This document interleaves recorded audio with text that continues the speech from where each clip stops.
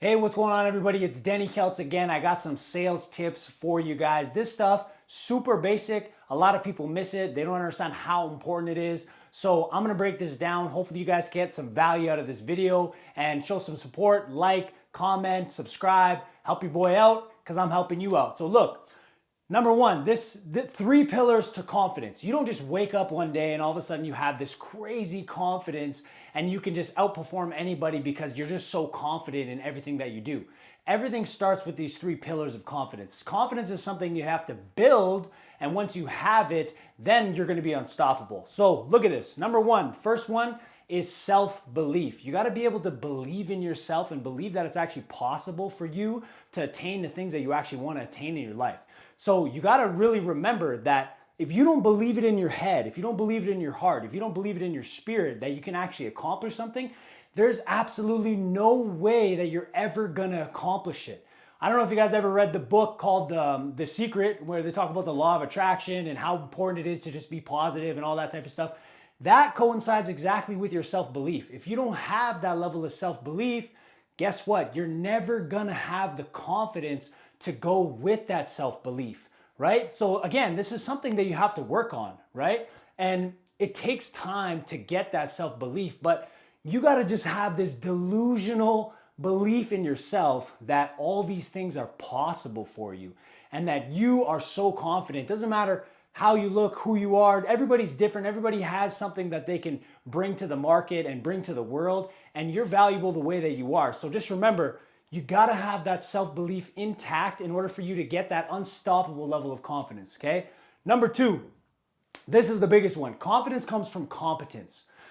This is why, especially if you're in sales, you gotta understand your product inside and out. Nobody should know your business better than you. So for instance, if you work in car sales and you don't know your product, then how are you gonna feel if somebody's asking you a question that you don't know?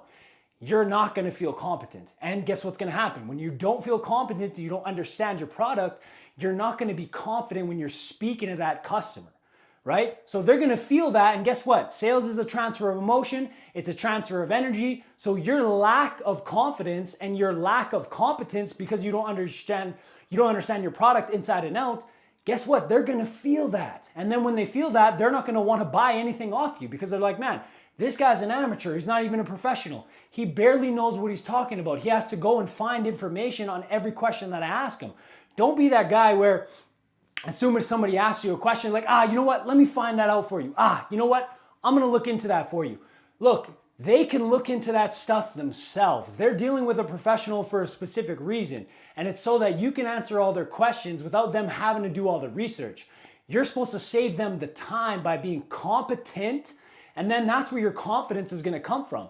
So when you know your product inside and out and you know your business better than anybody else, every single client and customer that comes into your showroom or wherever, whatever you're doing door to door, whatever it is, they're gonna feel that because they're gonna know, okay, this guy's a professional, he knows what he's talking about, and I can feel his confidence. And it's like you're projecting that energy because you're competent, you actually understand the product. So these are the biggest things. When you wanna start building your confidence, get your competence on point and make sure you study your product inside and out. You shouldn't even be talking to clients if you don't know your business and if you don't know how to actually show everybody and so that they understand how to deal with you. So make sure that that's the first thing you do is become competent and proficient in whatever it is that you're selling. So for instance, if you're in car sales, like I said, know the product inside and out. So if somebody asks you the gas mileage, you know it off by heart. If somebody asks you what the different trim packages are, you know it like that. You can answer all their questions and you're not second guessing yourself and searching for answers for the customer. Because when they feel that lack of confidence and they feel that lack of competence, guess what? They're gonna go to the next store. You just lost yourself a sale. Now you can't afford to take care of your family. Everybody's struggling. Now you're in a negative spiral in your little loop, okay? You don't wanna end up like that, okay? Number three, repetition. Repetition is how you perfect your skills. Okay, repetition is going to get your confidence up, right? Think about it. Like if you're a boxer, okay, and if you only work that weave like once or twice, what happens when you're in a sparring match? What happens when you're in a fight? You're not going to feel confident doing it because you haven't done it so many times. So practice, which is repetition, like we're talking about practice, right? Think about it. AI always said that. We're talking about practice, practice, practice, practice. That is how you get better at something. And then that's when your confidence really starts to grow because you understand it on a different level and it becomes automatic. And that's how you want it. You want it to be up to a point where you're just a machine.